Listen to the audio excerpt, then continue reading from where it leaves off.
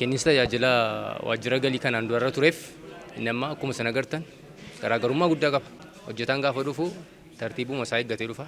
Tartiiba isaa gaafa eeggatee dhufu wantoota barbaachisan asuma teenyee ammanii ogeessa murtii gibiraatu waan hin ta'eef murtii isaaf barbaachisu fuudhee hojjedhee fi sassaabbiitti ergaa fi sassaabbiin fuudhee kaffaltiitti dabarsa. Hidda kaffalee booddee gara kiliraansii fudhachuutti deema. Asuma keessatti iddoo tokko utuu hin deemin asumatti manuma kutaa kana keessatti kenniinsa tajaajila kana keessatti xumuratee dhimma isaa baay'ee deemaa jira. Baay'ee namatti tola. Akka fakkeenyaatti har'a ganama barii dhufeera addana.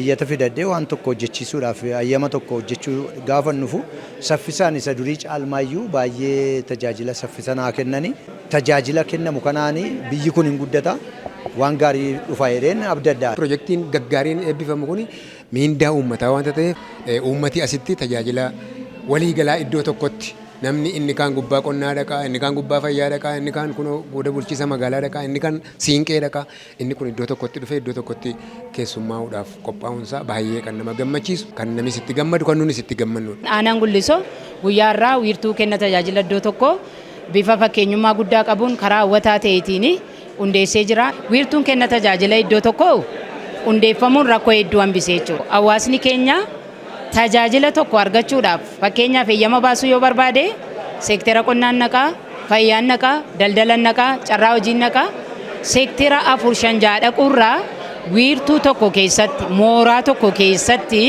bakka tokkotti tajaajila argachuu qabu argatee ba'a jechuudha.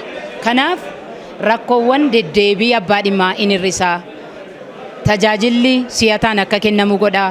Xuxuqarraallee tajaajilli asitti kennamu kun bilisa jechuudha.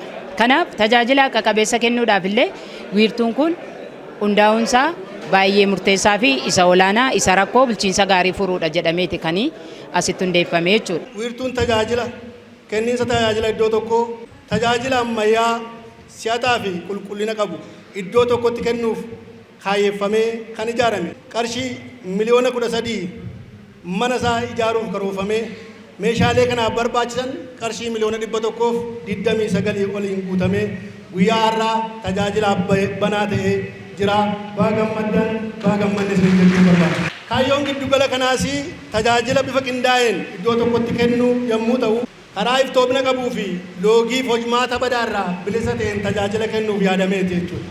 Kan nuti tajaajillu abbaa fi haadha keenya obbolaa keenya ta'uusaa beektanii haqummaa fi tajaajila loogiirraa bilisa ta'e akka laattan gamanumaan waamicha koo isiniif dabarsa.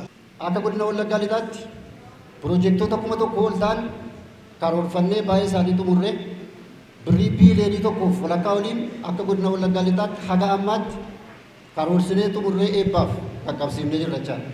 Isaan keessaa aanaa Gullisootti waan har'a laallee abbaan dhimmaa keenya tajaajila gaafa barbaadu hawaasi keenya olii gadi utuu hin deebiin seektaroota hunda iddoo tokkotti argatee yeroo gabaabaa keessatti tajaajilamee gara qe'ee isaatti akka deebi'uuf birrii miiliyoona 150 itti dhangala'ee kutannoo uummata keenyaaf tajaajila si'ataa kennuuf mootummaan keenya qaburraa kaasee kan hojjetame waan ta'eef inni kun illee aantummaa mootummaa keenyaaf uummanni keenya fudhanii tajaajila si'ataa argachuudhaaf qaban irraa kan ka'e waan ta'eef ammallee baga gammaddan isiniin jedhaa baga gammaddan.